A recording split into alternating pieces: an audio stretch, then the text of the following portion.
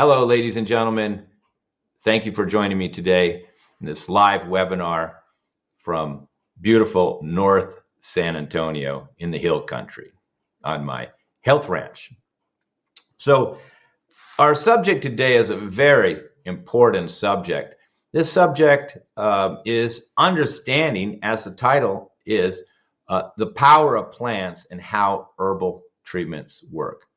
I feel herbalism, or the understanding of the actions of herbs and the understanding of how herbal formulas are made, pharmacology of herbs, is probably one of the greatest achievements of humankind, because it's taken thousands and thousands of years to accumulate this knowledge. In fact, most of the formulas that I'm using as an Ayurvedic or Indian herbalist are hundreds, at least 800 years old. Now, we have other formulas that I learned from Ayurvedic doctors, and so maybe they're only 20, 30, 40 years old. But more than likely, they took it from an ancient formula and modified it. I've been given formulas for certain conditions by an Indian doctor, and then only later did I find almost the same formula in a text referring to an ancient formula.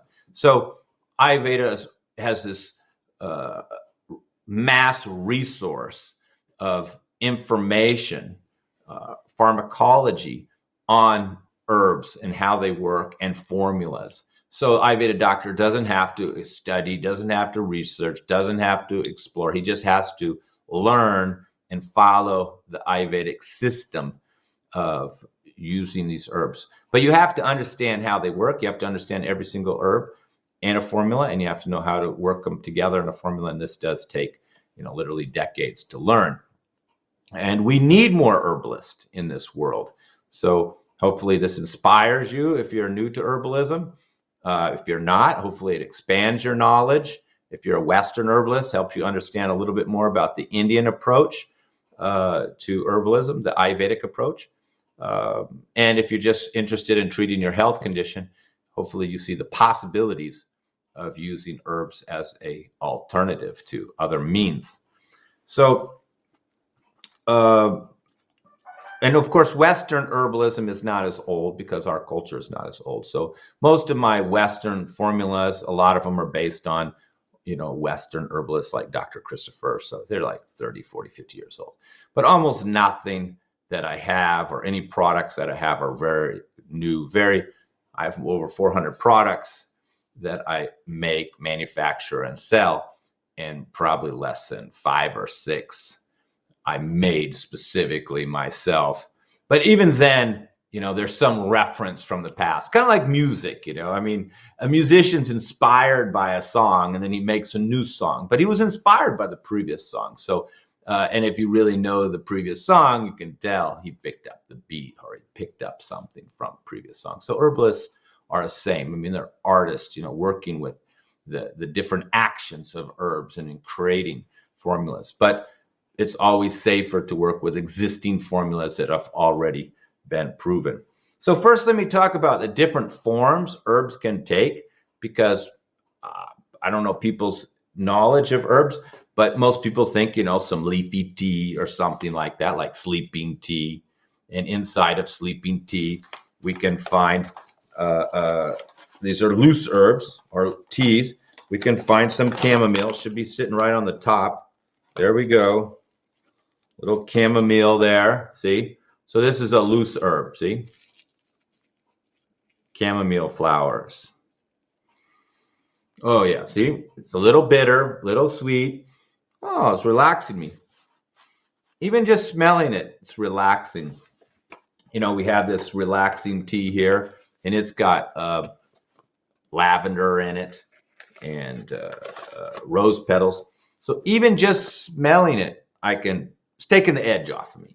I'm kind of rushed back for this webinar, so that's helping me to settle down. So this is one form of herbs in loose tea. Now, teas, you're either doing two types. You're having infusion, where you just pour in hot water, let it sit a little bit, boiling water, let it sit, and then strain it or not, and then drink it. And those are usually for leaves and flowers. You can just do that. But when you have roots and some stems that are harder, particularly roots like dandelion root, milk thistle root, burdock root, El Champagne, hard things, hard stems and roots, then these usually have to be prepared by decoction, which means you boil it and treat it. And sometimes you have to boil it, even slow cook it for hours, even days, to make what we call kashayam, like a decoction. And then it's strained off and then you drink it. So there's two forms right there. Infusion from loose, and there's decoction. There's many types of infusion too. You can have hot infusion, you can have just cold infusion. You can have decoction where it's only cooked for a short time. You can have decoction where it's cooked for a long time. So a lot of variations. But mostly these teas, as per the back, you just have two choice, infusion or decoction with instructions. Some are taken with meals. So that's first type of tea. That's what most people are most familiar with. But in Ayurveda, most of the products are using a powder. Churna is called. Like this one is called a bronchial dilator. It's dilating the bronchi. It's opening up the breathing. People are using this instead of taking inhalers. Now, they still put it in water. You take a teaspoon, you put it in your cup, add hot water and stir it up. In most cases, you shoot it down or you add something to it. Like you add honey to it. You can add aloe vera to it. You can add coconut water to it. This is called anapana, the carrier, what goes with the herb. So here you're digesting the whole herb. You still, when you pour in the boiling water, it still diffuses, but the herbs stay in there. You're not straining anything out. You're shooting it down, more like a whiskey shot. So these are much stronger and way more powerful than a tea, because a tea, you're just taking the extract and throwing away the main herb. You're not really digesting the whole herb. So teas are much lighter. And teas treat you in a more like acute situation for a short period of time. Like, for example, relaxing tea. If you drink it, you can feel relaxed for a few hours. But if you take the powder form, we have a powder form called calming and relaxing tea, and that's going to be much more powerful. Maybe a half a teaspoon will be equal to a strong cup of the relaxing tea. And it's going to last longer. It's going to hit a little slower because you have to digest it and break it up, and it has to go into the whole system. It's a little bit slower because it's not already, like the tea. It's already been extracted or digested for you, and it can rush into your bloodstream faster than the actual powder. But the powder can take a little longer to hit, about 30 minutes, 40 minutes, and then when it hits, it lasts much longer. So if you take the powder of almost the same herbs, you won't feel the effects as soon. You'll take a little longer, about 30 minutes compared to just few minutes with a tea, but it will also last for like 3-4 hours. Like we have a tea called pain tea, pain and headache tea. And it's, made from willow bark, which of course barks need to be cooked. Barks, roots, stems generally need to be cooked. Willow bark was what they made aspirin from originally. That was how they synthesized aspirin, because people were drinking white willow bark for headaches. And Bayer, I think it was 1887 or something, he took this willow bark and he synthesized it and he made the first pharmaceutical aspirin. So original pharmaceutical products the ideas were taken from herbs, and many of them today, that's how they know the constituency, the breakdown, the content, and what they're looking to synthesize and make it artificial. They took this information from the herbs. So the herbs were first. The modern medicine, that's the alternative.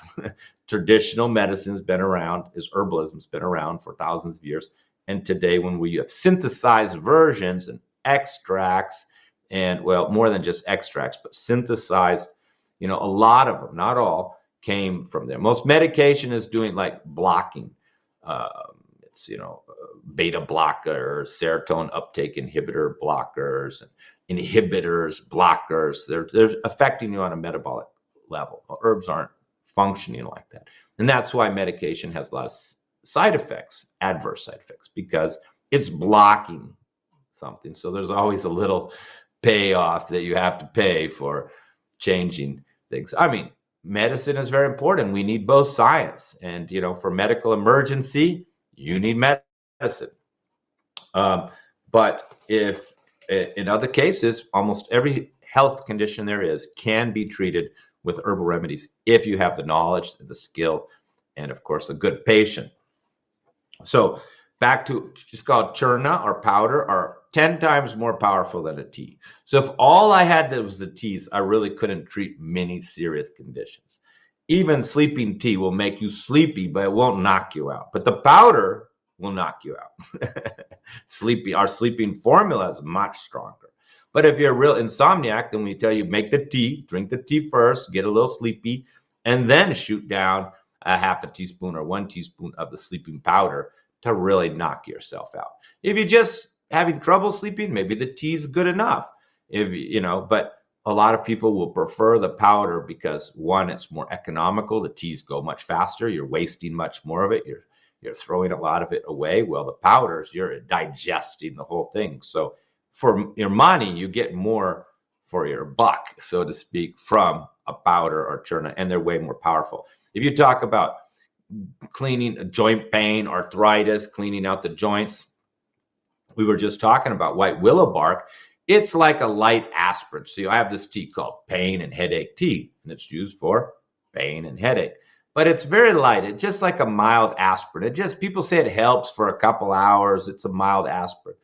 But if you have arthritis or rheumatoid condition, the tea isn't going to get to the causes. It's just helping with the pain. Those are analgesic herbs, pain-reducing herbs, white willow bark.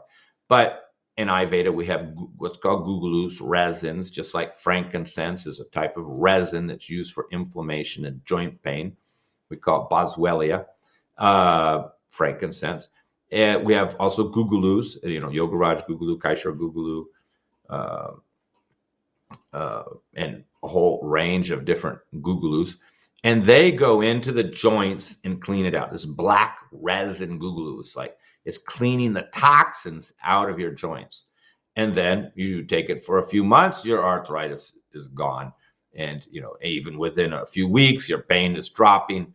A few months, your arthritis can be gone. And people say, well, do I have to keep taking it forever? That's the most common question I hear about taking herbs is, it's working, my pain's gone, do I have to take it forever? Or, oh, I'm sleepy now, do I have to take it forever? No, the herbs actually have an action. Just like if you have high blood pressure and you're taking the herbs every day, your blood pressure goes up, you take a little bit more, you take some in the morning, you just keep taking it to keep your blood pressure under control. And then slowly you're taking less and less and less, and then you don't even have to take it anymore. Why? With medication, you have to take it for your whole life. It's a great business model, have to admit. Great business model. That's why we don't have rich herbalists, because herbalists, after 6 months, he's not going to need it anymore. Maybe they'll take it sometimes. But I have a heart tea and I have a heart formula. The tea is only if you have mild hypertension, 130, maybe 140 tops. But if you have really high blood pressure, then you need the formula and the tea, maybe. Formula after meals, tea in between the meals, or just put them both together to really drop the blood pressure down 20 or 30 points. And we're going to talk about how herbs work. But basically, they have an action on the system and organs in the body. So they're actually improving the cardiovascular system. They're removing the toxins from the joints, which are the cause of the joint pain in the first place. So they're addressing causes. This is a very important thing to understand. They're addressing the cause of the health condition. So that sounds wonderful. But the trick is knowing what is the cause. There's many causes to joint pain. And so in Ayurveda, we have different types of joint pain: vata pain, pitta pain, kapha pain, ama, and vata pain. So there's different classifications of pain. Even though the doctor may just give you a painkiller or some opioids, which you're going to not only have to take the rest of your life, you probably may not be able to stop taking. But in Ayurveda, we have to diagnose the cause. And a lot of times that's the people's diet, that's the people's lifestyle. For example, if somebody's not sleeping very well, they have insomnia, almost 99% of the time, they're drinking their 1 cup of coffee every day. Unfortunately, this coffee accumulates in your system, this caffeine, and it just accumulates, and you're always a little edgy, your heart's palpitating, and you're thinking too much, and you can't sleep at night. And then the next day you get up and you don't sleep good, so you feel tired. And the next day you drink another cup of coffee because you're so tired because you didn't sleep. But that's why you didn't sleep, is because you keep drinking the cup of coffee. So generally, people are behind their own health issues. Every day I'm speaking to diabetics, and they tend to want to blame their father and their mother and their genes. But I say, no. You've been drinking soda pop for over 35 years. That's why you have diabetes. So you have to know the cause. And the first treatment in Ayurveda is remove the cause.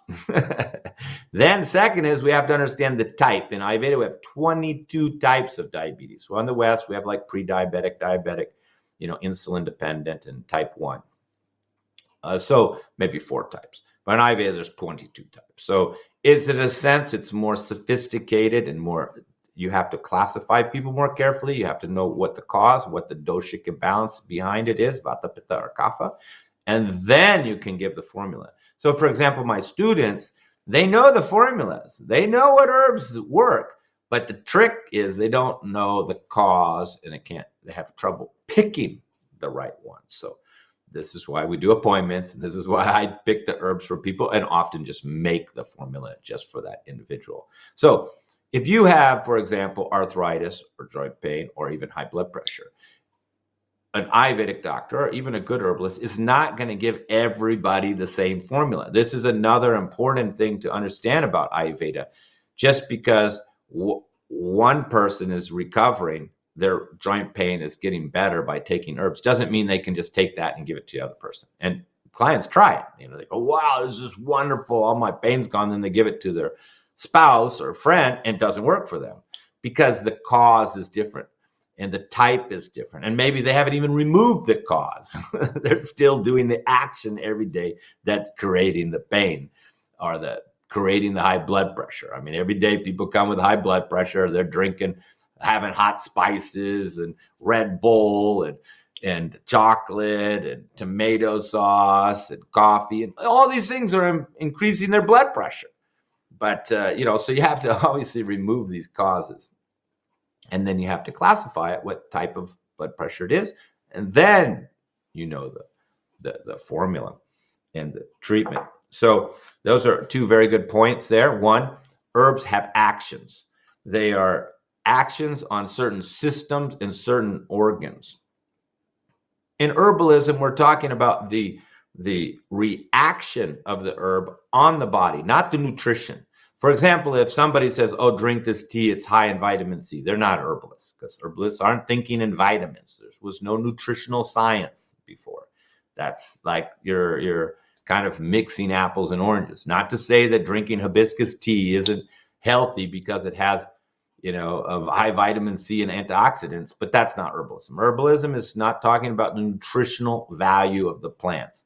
Now, one good thing about all herbs is they all have some nutritional value, every single one. So when you're taking a lot of herbs for your multiple health problems, you actually are going to have more energy, and you're going to be feeling better, partially just because you're consuming all these herbs that have a lot of vitamins and minerals in them. So that's another just extra benefit of having herbs, is that you're getting extra vitamins and minerals. They're just plants in the first place. Just like hibiscus tea, it's in our heart tea, and it helps a little bit with high blood pressure. So it's in the heart tea. It's helpful with circulation, but it's also high in vitamin C and has high antioxidants. We have a bone formula, for example, made of Ashtishringala and coral from the ocean. And they've been using this for thousands of years. They didn't know about calcium and magnesium. But modern times have taken these herbs like Ashtishringala, Hajud, or just coral calcium, and they've studied it. Scientists have studied it, and they go, wow, this is really high in easily absorbable calcium and minerals. Like horsetail, it's very high in minerals. But in the ancient times, they didn't know that. They just knew that it builds your bones, makes your bones stronger, stops your hair from falling out. They didn't know about calcium and minerals. So first thing you understand is Ayurveda is not nutritional science. Nutritional science with vitamins A, B, C, D, E, and amino acids and trace minerals. This is a nutritional science. This is another subject. We're talking about herbalism. Herbalism, we're talking about the action that the herb takes on your body. And then, of course, when you combine and make different formulas together, then you have specific actions. So, in Ayurveda, we break these actions down into 4 parts. First, we talk about the rasa, or taste, the taste of the herb. This will tell you a lot. If the taste of the herb is sweet, well, this has kind of got, we call earth quality or kapha increasing. It's going to be cooling, building, heavy, and type of taste. It's going to build. So sweet is going to build. You have a thin person, or you have an organ that's depleted, and certain herbs will build it, but they're going to be sweet. Sweet taste is always building and strengthening and cooling. Well, sour taste, you taste an herb that's sour, like even just food like lemon. This is going to create heat, not cooling, and it's going to increase metabolism, increase activity, and liquefy things and clear things. So completely different. If you have a sweet tasting herb, it's going to have a completely different taste. A sweet tasting herb would be like for your reproductive system, for a female reproductive system or male reproductive system. Most of these herbs are all going to be sweet and building. You're not trying to clean out the male reproductive system. You're trying to build it up and give him the semen and the things that he needs. So these herbs for like male reproductive system are going to be sweet and building. So for the nerves and the mind, a lot of these like Brahmi are going to be sweet, cooling for the mind, settling down. Herbs for anger, like anger management, are going to be very sweet because you want cooling and and building. You're not trying to deplete the brain. You're trying to support it and cool down the anger. So, and then the next taste is salty. Salty is also heavy. It's hot. It's liquefying, and it increases digestion and metabolic fire. And pungent is the strongest for increasing digestion and heat, and it's very light and depleting. You have too much chili pepper, and you can lose weight. So if you're overweight and you're heavy and you've got extra body fat, hot spices, chili pepper can help burn this off. But if you're thin and depleted and underweight, or you have an organ that's thin and depleted and underweight, like cirrhosis of the liver, for example, or degenerative bones, osteoarthritis, and you take too much chili pepper and hot spices or foods or herbs, then it's going to be depleting. And then next is bitter taste. This is the way we look at herbs. By just tasting it, you're already going to have an idea what it's going to do. Bitter is very light, very drying, and also cooling. So if you're a dry person, you have dry skin and you have a cold body, you shouldn't be taking bitter herbs. It's going to make you more dry, more depleted, and they're also a little stimulating bitter. But if you're overweight, heavy, and you got fatty liver, then you're going to eat bitter herbs. All the liver herbs mostly are bitter. They're called bitters, so we take them before the meal. And then there's astringent. Astringent is cold and dry and light and rough and hard. Like beans are astringent. They're rough and hard, and they tighten up the tissue. A lot of times they're used for healing tissue, but they're very rough. So these are just what we call the taste. That's the first action. When you first taste it, we call it rasa. That's the first action. And this is going to affect how it's digested, how it's eliminated, how it affects your metabolism, just the taste. And next is we call the vira, or potency. How strong is it? Is it hot? Is it cooling? Because if the hotter it is, the more potent it's going to be. So that's the next one. Is it going to increase your heart rate, slow down your heart rate? Is it going to make you sweat more? Is it going to make you warm? Is it going to make you cool? So these are the potency we call it, or vira. So rasa, vira. That's also important in an herb. And then there's the vipak. This is one of the most important qualities, is what happens after you digest it. And here it can be either sweet, sour, or pungent. And that's going to like sweet things, or like sweet potatoes and sour things are like lemon, lime, vinegar. Pungent things are like chili peppers, and a lot of leafy greens can be a little pungent. This is the aftertaste.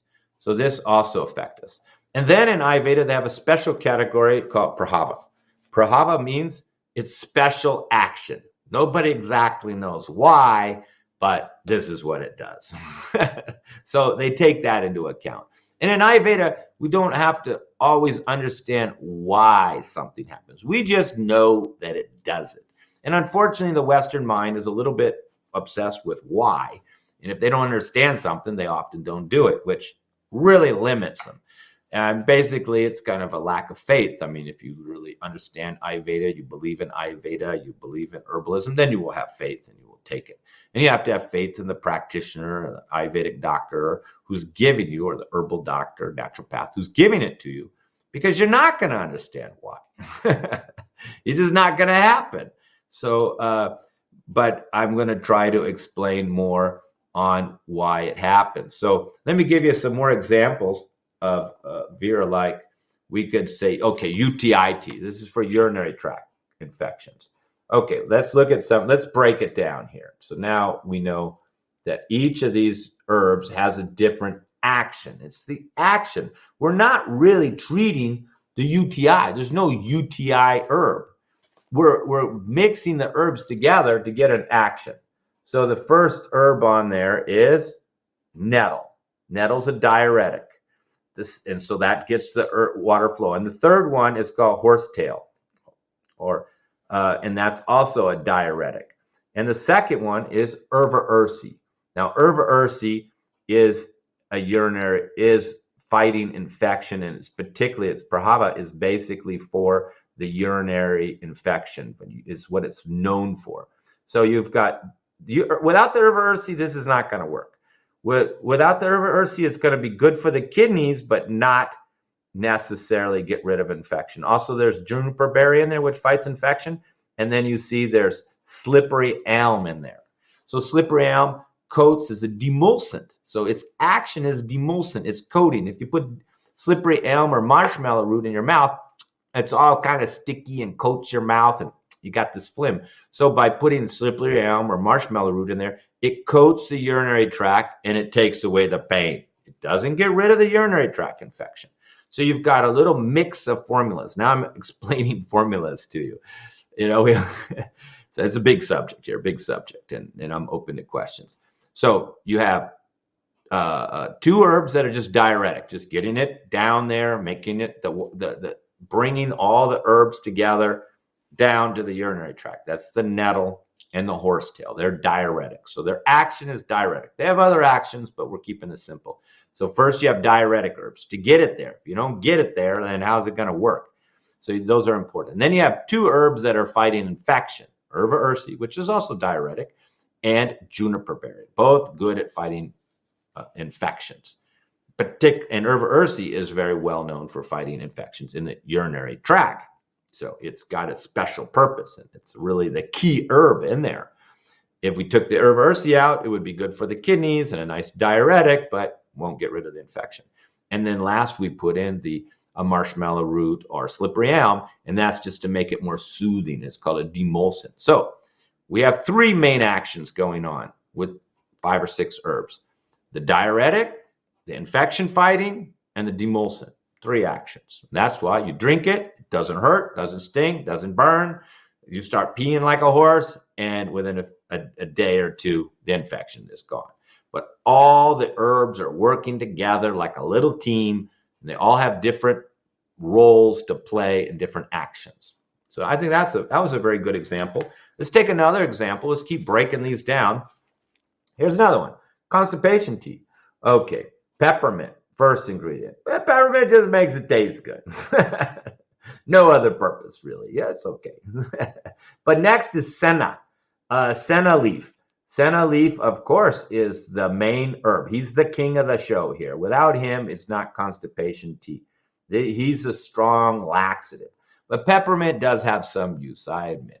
He helps with, because senna is very strong and can give you cramping. So we mix it with peppermint, and then you don't get the cramping. So it's good for the digestion, and it tastes good. and senna doesn't.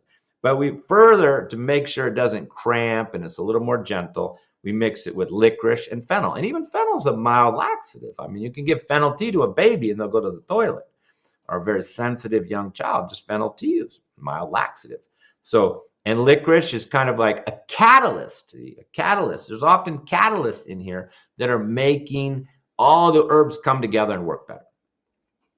So it's a nice formula. We have the peppermint and the fennel for digestion and taking the edge off of the senna so it doesn't give you cramping, because you really should never take senna by itself. Many people are even scared of senna because they bought capsules, they took it, they had cramps, they had pain, they had diarrhea, and they'll never touch it again. But when they have my tea, no cramps, not too strong, we toned it down, we're not taking senna straight. I've even read it in textbooks, don't give senna straight, even though people are doing it all the time. And we put a peppermint and fennel, make it easier on the digestion. A little licorice, kind of like it's like working as catalyst. Its only purpose is to just make all the other herbs work a little better. So you can always tell a good formula is well-rounded. You can see an amateur herbalist, he does what's called the chicken sink method. He just looks up online every single herb that's good for constipation, throws it all in one tea and sells it. So I only have one herb that's used for the actual constipation. All the other herbs are just supportive. But, it's probably 30-40% of this tea is the senna. So, I mean, it's the main guy. It's the king, as they would say in Chinese herbalism. There's a king who's the main guy. Queen's usually second, helping out the king. And then there's a few knights. They're important. They're supplemental. And then there can be other little players. And that's the way they see these herbs. And if we say kidney stone herb, for example, Gokshura is the main herb that's treating the diuretic, that's treating the body, but there's a gravel root in it. And gravel root is a stone breaker. It's the one doing the work that breaks the kidney stones down. And then it's just back with that marshmallow root and slippery elm, because slippery elm is demulcent. I mean, when you pass kidney stones, it's hurting. So we put two demulcents in it, slippery elm and marshmallow. So even if we're not breaking the stones down, at least they're going to pass a little bit easier. And it's kind of making the pathway, the kidney, urinary tract pathway lined. And you put slippery elm and marshmallow in your mouth, and it's all slimy. But if you're passing a kidney stone, that sliminess, demulcent, goes right to your urinary tract. So right away, you start to feel less pain. And then Gokshura, that's one of the best herbs for the whole kidneys, and it's an Ayurvedic herb. But here I'm kind of breaking a few rules. I'm mixing some Western herbs and Indian herbs together. You can do that with experience. I'm just using Gokshura. So, but the gravel root, he's the king. He's the main guy. The queen is the Gokshura. She's good for the kidneys. She's supportive. She's nutritious, but she ain't going to break any stones down. You need the gravel root to do the heavy, break them down. And this gravel root, by the way, it looks like stones. I mean, it looks like gravel. You can't put it in a blender and try to blend it up. It just bam, bam, bam, bam, bam, bam. It doesn't even break up. It's like a rock. So we have to have a special grinder that breaks it down a little bit, because we can't use a normal little blender. It'll break the blades. It's so hard. It's interesting how this herb is so hard, but it can break down hard stuff. Just like if you have, you want to cut something hard, you need diamond to do it. So you want to break kidney stones down, you use gravel root. I mean, there's other herbs, I have equivalent formulas in Ayurveda. I mean, I can give you a Western formula, I can give you an Indian formula, and if I knew enough Chinese herbs, I give you a Chinese formula.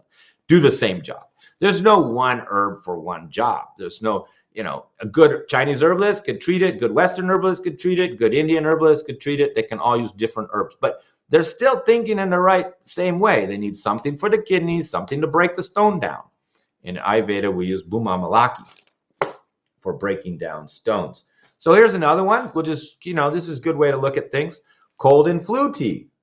Okay, well, how does that fight cold and flu? Well, this is Western herb, echinacea, good for urinary, good for immunity, but not that strong at fighting infection. a sage, which is what the American Indians did with for their infections. Oregon grape roots, quite big heavy hitter here, and oregano leaf.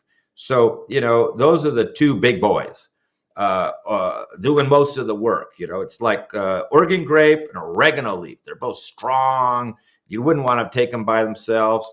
Echinacea and sage are secondary, good for immunity, also good for mild colds and infections. We can burn sage in the air and disinfect the air. So you really have four guys working at this infection. And then we use licorice. It's a catalyst, makes them all work better. Licorice is a very common catalyst in Western herbs, Chinese herbs, Indian herbs. You always wonder, why is there licorice in there? Of course, licorice is good for respiratory infections and has antiviral qualities too. So it's got some power. But then we put in some ginger and cinnamon as well. These are more mild, not that powerful. Just ginger, cinnamon tea isn't going to get rid of your cold, but it's helpful. It's keeping the nasal passages clear. The ginger's breaking down mucus and phlegm, and we put a little thyme in there too. So this is a heavy hitter. It's not quite the kitchen sink approach, but almost. There's like 5 or 6 herbs fighting infection in here, and they work better together than just one. So if I just gave you Oregon grapefruit, you may take you a week to get rid of the cold. But with all these guys together, all working in different ways, then the results is much quicker. Formulas are like 10 times faster than a single herb. Single herb, it's more like a sniper. You have to really know what you're doing to give a single herb to somebody. But because maybe we don't know the type of infection, and Ayurveda, we don't know which bacteria it is, so these are more broad range when we make these formulas, because we're putting in multiple antiviral, antibacterial, immune supporting herbs all together in a big package. So we're building the immune system, and we're fighting infection, and we're supporting the breathing and respiratory, all in one package. So that's a good way to look at that.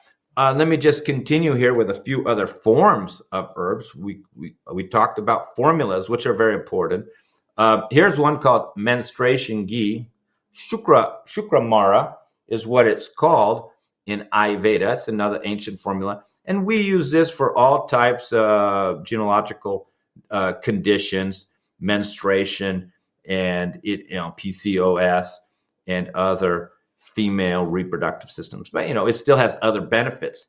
And the herbs are it's very soothing, it's very comforting. It could be used for abdominal pain. And a woman who's not had her menstruation is she's not menstruating at all, for some reason it stopped, we would give them this. And in many type of, even PCOS, where there's inflammatory uterus condition, it's very soothing. See, the herbs are in ghee, very gentle. We have like Brahmi ghee, we call brain ghee, and we use it for like ADHD, attention deficit issues, and we can give it to children because the herbs are in the ghee, so very gentle. You can give a child 1/2 teaspoon of Brahmi ghee, which we call brain ghee, and then his mind is more stable, he's able to focus, and it's very gentle. So, in ghee, they're more gentle, more building, more nurturing, more of a tonic, more supportive of a system or organ than they are when they're in powder, where they're kind of have more cleansing capacity. You also can do what's called nasas, which are herbs that are taken in the nose. People have headaches, inflammation, heat, rosacea, burning eyes, even ringing in the ears. We want the herb to go in this area. Just like we have ear oil for ringing ears and ear infections, of course, you just put it right in the ear. The herbs are in the oil. Well, also, if you just want to say getting these migraines, we can give you oil that put externally around the head that can help with the nerves, but also we can give these nasas, which are just put in the nose. It's put in both sides of the nose.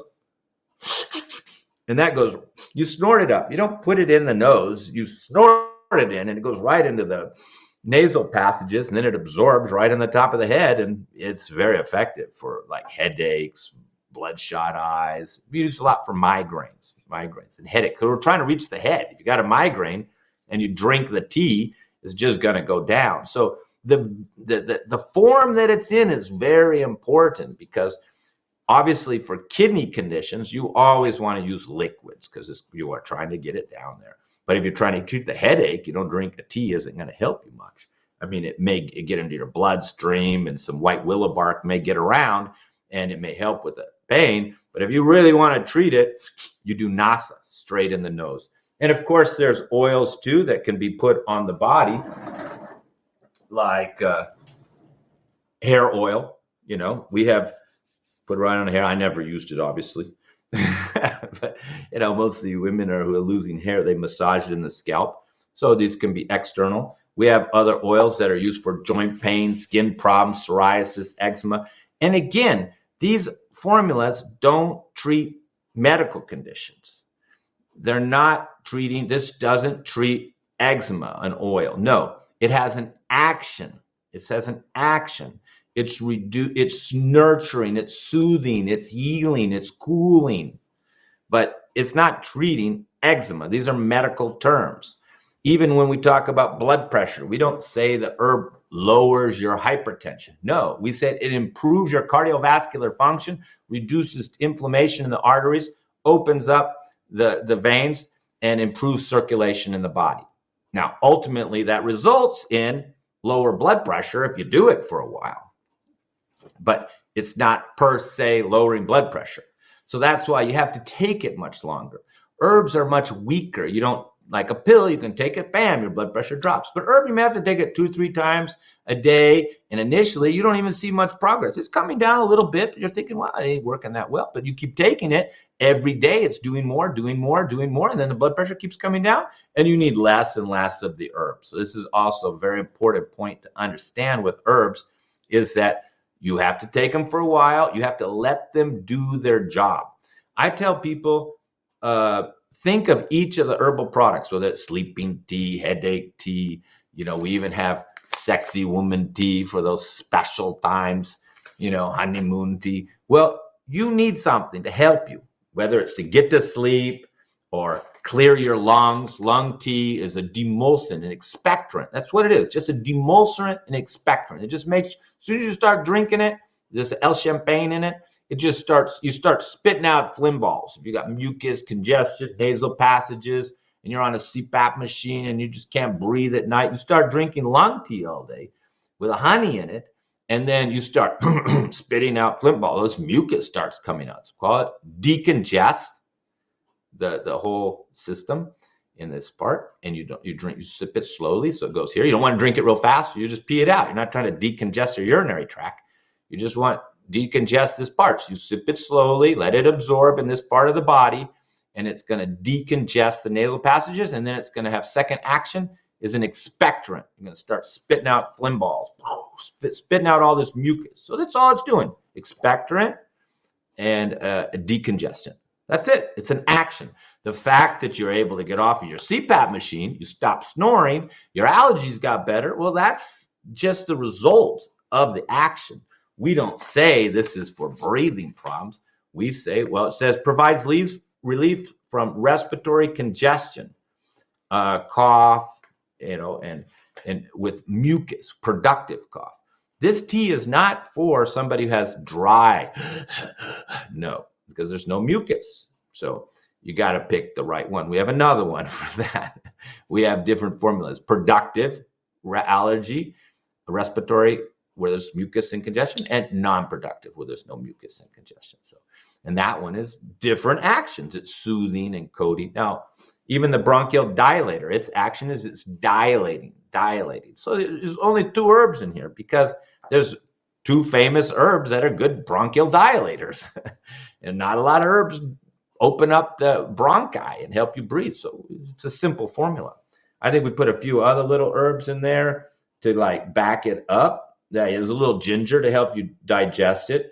There's Tulsi in there, but the main herb is Vasaka. Vasaka is the famous herb for being a bronchial dilator. We just back it up with a little Tulsi, which is good for the respiratory system, and a little black pepper, which helps open things up and clear through its pungent qualities, and a little ginger that helps you digest it and also keeps, it's a decongestant, breaking up the phlegm. Well, and the Vasaka is the one that dilates, and that's what it's famous for, dilating the bronchi. So we don't know that many other herbs that do this job. So that's why it's the majority of the formula. So when you look at these formulas, it could be 70% Vasaka. The rest of the herbs are just backing it up and having a few secondary actions that are helping either with the congestion or helping with the respiratory system. But there's one herb that's doing the main heavy lifting. So you have to keep taking the herbs until the job is done.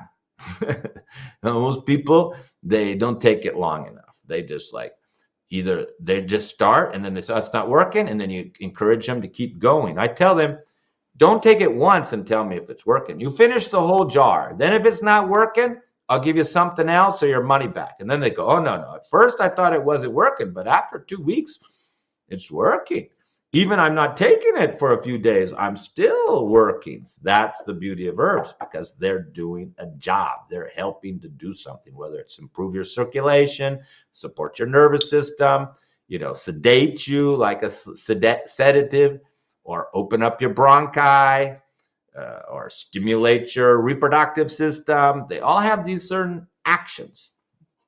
And you're turning to them in life, like me, when I need something. If I want to get going, instead of coffee, I have herbs. If I want to get to sleep, I got herbs.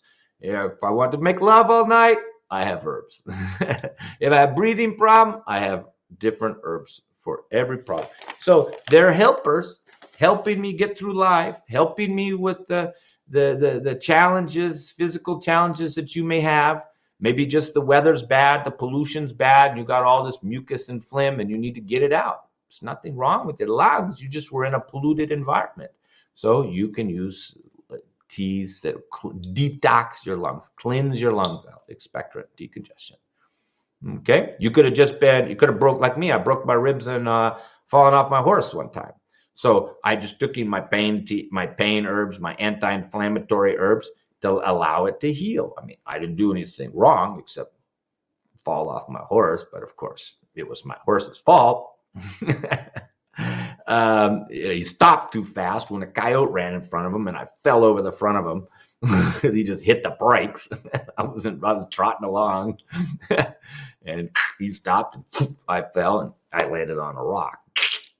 So all it helped me do was heal. And of course, I put some comfrey oil on the whole area too. First, I put some anti-inflammatory herb, some frankincense essential oil, which is another form of herb. So you can't treat too much with essential oils. I mean, they're overblown, over-promoted, I believe. I mean, I'm trying to address every single health condition imaginable. And I have essential oils. I have some on my desk. I use frankincense essential oil.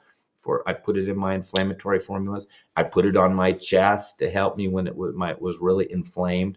So they can be used, but they're limited because you're better for external type of conditions. We use myrrh for skin problems, psoriasis, warts, and things like that. So I was just using it to get through this period of pain.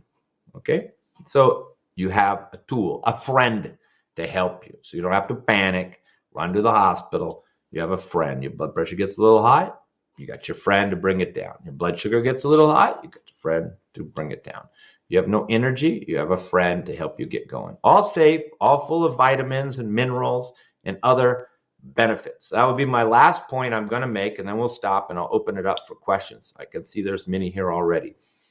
And that is, all these products and all these herbs have secondary benefits, just like medicine has secondary negative side effects, which we know. That's why you get the little piece of paper. It tells you all the harm it can do to you if you take it too long. But with herbs, I could add another little piece of paper that could have all the other benefits. In fact, most people who lose weight, they do my weight loss herbs, and they all say, hey, my skin is so much better. Did I give them anything for skin? No. Their energy is better. Did I give them anything for energy? No. But these herbs, they increase the metabolism. They cleaned out the liver. They maybe got the bowels moving. They got the digestion going. All these things they did. Like weight loss herbs are quite complicated because they're lowering blood sugar, cleaning out the liver, improving metabolism, reducing cravings, and they're slightly stimulating. So there's a lot of different actions in a weight loss formula. There's no like one herb for weight loss. There's usually a bunch of herbs working together. They all have different actions, and the result of these actions is weight loss. As long as you're not bigging out on donuts and eating all night, of course. You have to follow a diet. The diet supports the herbal treatment. Food is medicine, includes herbs. Most of these serious health conditions, you can't treat with just food. I tell people the diet I just gave you isn't going to treat you for your ulcerative colitis, but it will stabilize you. It won't get worse. When you stop your coffee, doesn't mean your blood pressure is going to go down. Doesn't mean you're going to be sleeping right away. But at least you got rid of the cause. And if you don't follow the diet or the guidelines, lifestyle guidelines, then it may never get better, even with the herbs. If you keep drinking coffee in the morning and then take the sleeping herbs at night, you're not going to get better. So you have to do both. You have to change your life, change your diet, which doesn't totally solve the problem, but it does get rid of the causes and makes it possible for the herbs to work, because herbs are not as strong as medicine. You got to get rid of the coffee. Then the herb will help you get to sleep. And once you get to sleep, you won't need the coffee anymore. We're often in these bad cycles. So I hope they gave you some ideas. Of course, I could talk on this subject all day, but I hope I inspired you to, try herbal medicine, try herbal formulas. And if you want to, of course, learn about them, I encourage you to study them and contact me if you'd like to be a student. I'm doing a lot of classes, both online and here in Texas, we're doing classes here at the location. And of course, if you have a health condition and you want to treat it with herbs, if it's a little condition, maybe fine, experiment yourself. But if it's a serious health condition, you shouldn't practice on yourself. You should go to a professional who's had experience treating that health condition, whether it's diabetes, high blood pressure, kidney failure, or whatever. You should go to a practitioner that has experience, has a track record with doing it, because they are tricky and they take experience and they take a lot of herbs, to be able to make these formulas. We're talking over 1,000 herbs in a clinic like mine. So you have to find the right person with the herbs and with the experience, and then they can help you with these major, chronic health conditions. Okay. Thank you very much, ladies and gentlemen.